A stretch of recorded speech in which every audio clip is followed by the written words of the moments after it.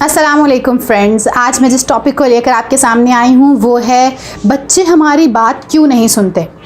Why our kids didn't listen us? हमारे बच्चे हमारी बात क्यों नहीं सुनते।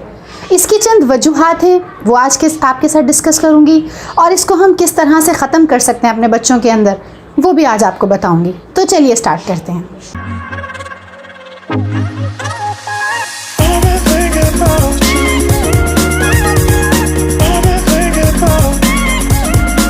बच्चे हमारी बात क्यों नहीं सुनते, इसकी मुख्तलिफ वजूहात हैं।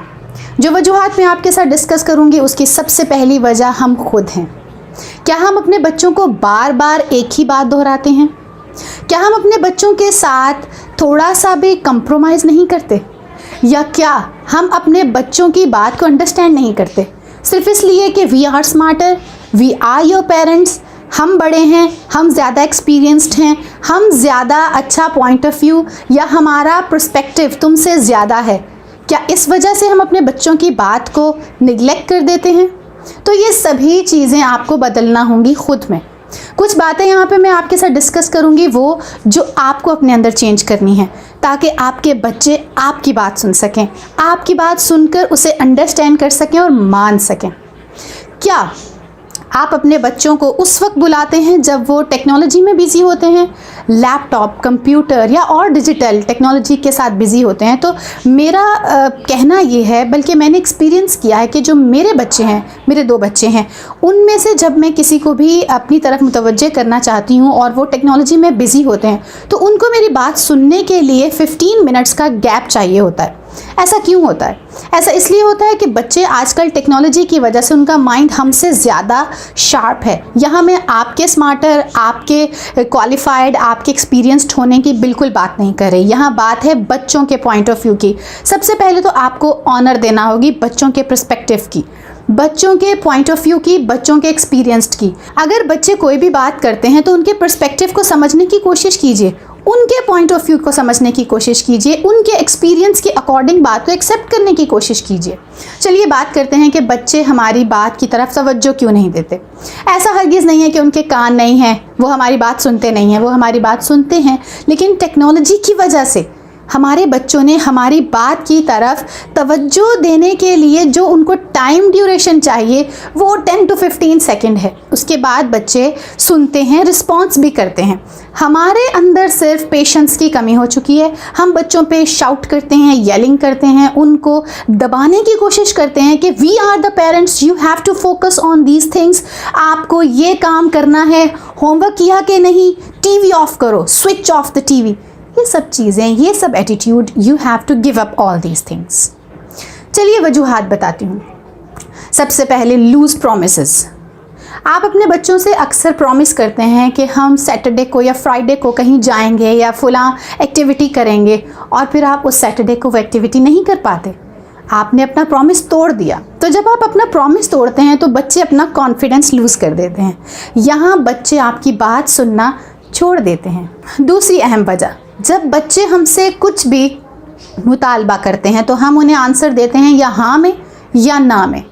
इस चीज़ को हमें बदलना होगा। हमें आंसर हाँ या ना में देने की बजाय अपने आंसर को थोड़ा सा मोल्ड करना होगा कि हो सकता है मैं आपकी बात अगले 2 वीक्स में या 3 वीक्स में एक्सेप्ट कर लूँ। अगर आपका बच्चा कहता है कि मुझे रिमोट कंट्रोल कार चाहिए तो आप ये नहीं कहिए कि नहीं नहीं मैं तुम्हें नहीं दिलाऊंगा, बल्कि आप ये कह दीजिए कि मैं आपको 10 to 15 डेज़ में दिला सकूँगा या दिलाने की कोशिश करूँगा। इस तरह से बच्चे जो हैं आपकी तरफ से नेगेटिव फीलिंग्स या नेगेटिव इम्पैक्ट लेने की बजाय पॉजिटिव वे से सोचना शुरू करेंगे और एक होप उनके माइंड में बैठ जाएगी। थर्ड इम्पॉर्टेंट थिंग जो है वो है अपना कॉन्फिडेंस, अपना ट्रस्ट बच्चों के ऊपर थोड़ा सा बिल्डअप कीजिए। जो दोनों बातें मैंने पहले आपसे कही कि आप अपने बच्चों को थोड़ा सा उनके पॉइंट ऑफ व्यू से हैंडल कीजिए। उनको ना कहने की बजाय मे बी हम लोग यहाँ चले जाएं, मे बी मैं आपके लिए ये कर लूँ, मे बी हम लोग इस तरह से इस चीज़ को हैंडल कर लें, इस तरह के आंसर्स देना स्टार्ट कर दीजिए। हाँ या ना से अवॉइड कीजिए। दूसरी बात जो मैंने आपसे कही कि उनके साथ प्रॉमिसेस कीजिए तो फिर उन्हें तोड़िए मत। उनके प्रॉमिस को फुलफ़िल करने की कोशिश कीजिए या फिर प्रॉमिस कीजिए ही मत। और फिर जो सबसे इम्पॉर्टेंट बात मैंने आपसे कही कि उनके साथ अपने कॉन्फिडेंस को अपने ट्रस्ट को बहाल कीजिए। ये चीज़ें अगर आप कर लेते हैं तो आपका बच्चा आपकी बात क्यों नहीं सुनेगा? सुनेगा, ज़रूर सुनेगा।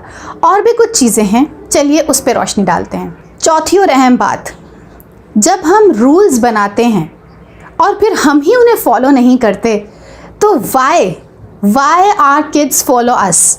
जब हम ही नहीं उन रूल्स को फॉलो कर पाएंगे, स्ट्रिक्टली हम उन चीज़ों को फोकस नहीं करेंगे, तो बच्चे भी उसे फॉर द टाइम बिंग छोड़ देंगे। अगर आपने अपने बच्चे को सिखाया है कि बेटा बैठ कर पानी पियो और आप खुद खड़े होकर पानी पीते हैं, तो बच्चा कैसे इस रूल को फॉलो करेगा? तो बच्चों को रूल्स की तरफ लाने के लिए कि आप चाहते हैं कि आपके बच्चे आपकी बात सुने, आपकी बात माने, इन रूल्स को फॉलो करें, तो पहले आपको इन रूल्स को फॉलो करना होगा। You have to strictly bond on these things जो आप चाहते हैं अपने बच्चों के अंदर देखना। पांचवी, लास्ट बट नॉट लीस्ट, सबसे इम्पॉर्टेंट बात जो मैं आपसे कहने जा रही हूँ, बच्चों के साथ फ्रेंडली इन्वायरमेंट क्रिएट कीजिए, बॉन्डिंग्स क्रिएट कीजिए।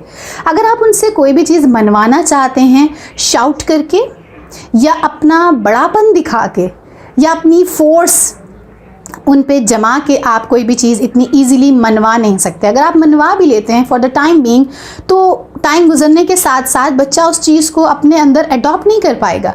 वो उसे छोड़ने के लिए तरह तरह के बहाने हीले करना शुरू करेगा। तो बच्चे को सिखाइए, समझाइए, फोर्स मत कीजिए, उसके साथ फ्रेंडली हो जाइए। वो चीज़ें जो आप उन्हें सिखाना चाहते हैं फ्रेंडली माहौल में उन्हें सिखाने की कोशिश कीजिए। एक छोटी सी बात आपके साथ शेयर करूंगी। मेरा बेटा है, तो अगर वो किसी बात को लेके मुझसे थोड़ी सी ज़िद करता है या हेल जोल करता है, तो मैं क्या करती हूँ, गेम खेलती हूँ उसके साथ, और उस गेम के दौरान ही मैं उसे सिखाने की कोशिश करती हूँ कि जो चीज़ मैं उसे बताना चाह रही हूँ वो उसके लिए कितनी इम्पॉर्टेंट है या कितनी ज़रूरी है। और फिर इस फ्रेंडली इन्वायरमेंट के अंदर वो मेरी चीज़ को एक्सेप्ट कर लेता है, मेरी बात को सुनने लगता है, चाहे वो स्टोरी की फॉर्म में हो, चाहे वो खेल की फॉर्म में हो या किसी और तरह से। आई होप कि आपको मेरी ये सारी बातें समझ आई होंगी। अगर समझ आई हैं तो मुझे कमेंट में ज़रूर बताइएगा। अब मैं आपको बताऊंगी वो तरीके जिनसे आप अपने बच्चों की इस आदत को ओवरकम कर सकते हैं। सबसे पहले, you have to focus on your 2 ears and 1 mouth। सुनिए ज़्यादा, बोलिए कम। आप अपने बच्चों के साथ करते क्या हैं? आप अपनी बात को, अपने पॉइंट ऑफ व्यू को, अपने एक्सपीरियंसेस को उनके सामने रखते हैं और उनकी बातों को, उनके एक्सपीरियंस को, उनके पॉइंट ऑफ व्यू को निगलेक्ट करते हैं। यहाँ आपको उलट करना होगा।